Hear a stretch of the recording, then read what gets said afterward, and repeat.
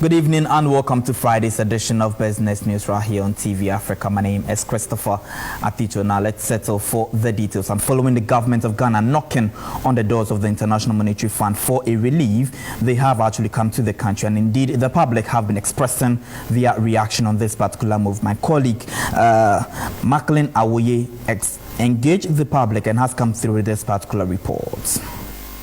Ghana's fiscal and economic basics have proven to be weak and worsened over the last few months as the country gets losses that it needs to spend, making the total public debt stock stand at 391.9 billion Ghana cedis as of the end of the first quarter of 2022, translating to a debt to GDP of 78%. Inflation in the country rose to a record 29.8% in May amid a hike in fuel prices and a near 21% loss in the value of the currency. The cedi has also weakened 22% against the dollar this year. The country has been struggling to service a debt that has reached 78% to GDP, up from 63% in 2019. This has led the difference to being the worst performing currency among African currencies. As a result of this, the government has moved to the International Monetary Fund, seeking help to recover the economy to gain standing in the eyes of the international countries. Succeeding this, TV Africa has been interacting with the citizens on the government's move. Some of them disclosed to the news team their optimism about how the move would help cushion the economy. I think it will not benefit us. If that will happen, then definitely will not benefit us. But I believe they will sit with them and then negotiate something proper for the country. Somebody said that when you are not in the soup, you don't know how the soup is boiling. But as this people came to the soup, now they know how the soup is. You understand what I'm saying? So when you have not entered something, you are at the back, you think things are easy. But the moment you venture it, then you see. So I don't believe now they have countries. Succeeding this, TV Africa has been interacting with the citizens on the government's move. Some of them disclosed to the news team their optimism about how the move would help cushion the economy. Some of the citizens also unveiled that they do not know the reason why the country is going to IMF for bailout, because they have a lot of natural resources and intellectuals who claim all of them are the same. Going to IMF here and there all the time, we don't know. And we always get the same, we come back to the same place where we left. To me, I wish maybe our laws are so weak to the extent that our leaders are taking us for granted anyhow. How can you come on power when you were in opposition? You said you will not go to IMF. But when you came in power, you went to IMF. See, Boris Johnson or whatever the name is in UK or whatever, London, how they are the people practicing democracy. Our leaders can lie to us and still be in power, but those people, if you go like beyond your words that you said that I will not do this, but when you came and do it, you have to go off. Yeah, you have to resign for a different person to come. But our leaders, NDC, MPP, but I don't know what's wrong with Ghana. Now, the senior research fellow and development economist at the University of Ghana, Dr. George Domfe, has revealed that Ghana's spending of some 21 billion Ghana cedis on the financial cleanup exercise in 2019 and 2020 has truly had a dire consequences on the country's fiscal growth.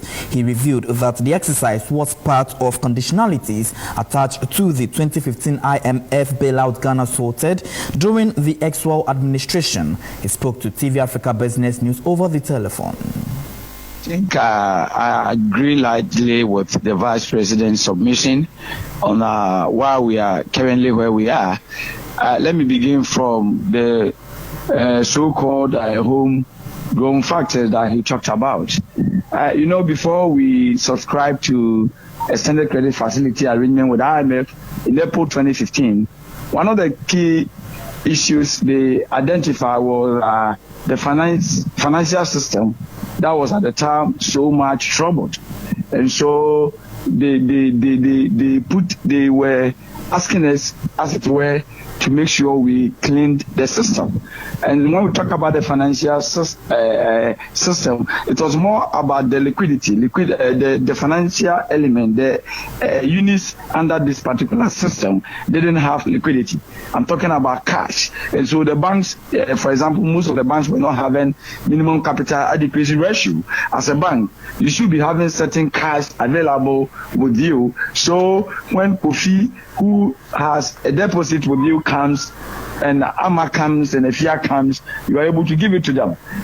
Failure to meet this obligation can lead to what we call panic withdrawal, and that can affect other banks that are even doing better, apart from your bank collapsing. And so these were some of the things that they identified. It wasn't only peculiar to the banking sector. Savings and loan also had, some of the companies also had the same problem. Microfinance, they also had the same problem. And so as part of the measures for an IMF to help push our economy forward, and let's to stay a while longer with the senior research fellow, Dr. George Domfe, because he has also added that the country's 8.7 kilogram gold reserve with the Bank of Ghana is woefully inadequate and a shame to a country that is the world's leading producer of gold. Hence, the BOG should step up efforts to accumulate more gold reserves and improve on the country's CD. My brother, we shouldn't be talking about this even here. And this is very embarrassing when I get to hear this. So Ghana, we have the largest single gold mining sector. You know, I don't know whether today Obuasi is still the largest leading mining sector in the world. But some time ago, Obuasi used to be the single largest gold mining sector in the world.